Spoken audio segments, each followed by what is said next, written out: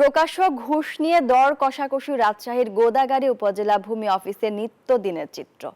Sub registrar অফিসের এক পিয়নের মধ্যস্থতায় চলে পুরো প্রক্রিয়া। নিজে যা ঘুষ দিয়েছেন তার দ্বিগুণ তুলতে হবে চাকরির মেয়াদে। বড় কর্তাদের সবাইকে ম্যানেজ করে চালাচ্ছেন ঘুষের রাজত্ব। রাজশাহী থেকে মতিউর মুর্তজা ৩ পর্বের ধারাবাহিকের দ্বিতীয় পর্ব জানাচ্ছেন আল হাদি খান। রাজশাহীর উপজেলা সাব রেজিস্ট্রার অফিসের গেটে ঢুকতেই চোখে পড়ে সেবাগ্রহীতাদের লাইন থেকে টাকা আদায়ের দৃশ্য। মসজিদে অনুদানের অজুহাতে প্রত্যেক সেবাগ্রহীতাদের থেকে 200 থেকে 1000 টাকা পর্যন্ত আদায় করেন অফিস সহায়ক আমিনুল ইসলামের নেতৃত্বে আরো 2 জন। অন্যদিকে দলিল লেখক সমিতির সাথে যোগসাজশে প্রতি দলিলে হাজার হাজার টাকা চলছে ঘুষ লেনদেন।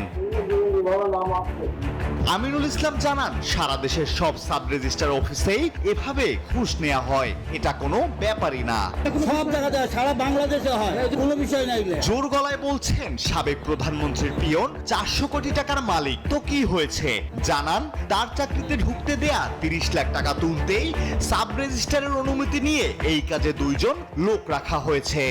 প্রধানমন্ত্রীর পিয়ন ছিল 400 কোটি টাকার মালিক, কি হলো? কিছু হয়েছে কি? এরকম সারা বাংলাদেশে আছে। আমার নাম আমিনুল, সব আমিনুল এরকম আছে। টাকা দিয়ে চাকরি নিয়ে আপনি 30 লাখ টাকা নিয়ে চাকরি দিতে, 30 লাখ। বান্ডেল থাকলে প্রতি সেনমানিতে টাকা বাঁচবে। বিকাশ সেনমানি বান্ডেল কিনে জিতুন প্রতি লেনদেনে। তবে নিউজ না করার অনুরোধ জানিয়ে সাব রেজিস্ট্রার বলেন, এবারের মতো মাফ করে দেন। আমার ম্যাক্সিমাম বন্ধুরা এখন সিনিয়র স্টাফ রিপোর্টার, অনেকেই সহকারী এডিটর হয়ে গেছে। অনেক ভাইও বুঝতে পারে নাই, ওরা মাফ করে দেন।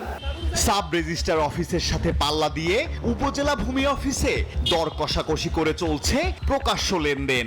ঘুষ না দিলেই ঘুরতে হয় মাসের পর মাস। সম্প্রতি নিউজ 24 এর হাতে আসা ভিডিওতে দেখা যায় রাজশাহীর চারঘাট উপজেলা ভূমি অফিসের মিউটেশন কাম সার্টিফিকেট অ্যাসিস্ট্যান্ট এক গৃহীতার কাছে 2000 টাকা ঘুষ দাবি করেন। বলছেন 2000-এর কম হলে নিতে পারবেন না। তার সাথে থাকা অফিস পিয়ন মোকলেসুর বলছেন, প্রত্যেক ফাইলের জন্য 2000 করে টাকা দিতে হয় নাজির সাহেবকে। চেইনম্যান আবুল হোসেন আরেক সেবাগৃহীদের কাছ থেকে নেয়া ঘুষের টাকা গুনতে গুনতে বলছেন 2000 কম আছে, এটা হবে না।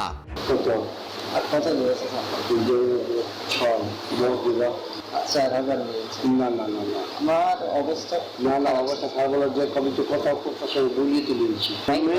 যে ভালো কথা বলছি সেভাবে দিলে সম্পত্তি এমনি পাবা।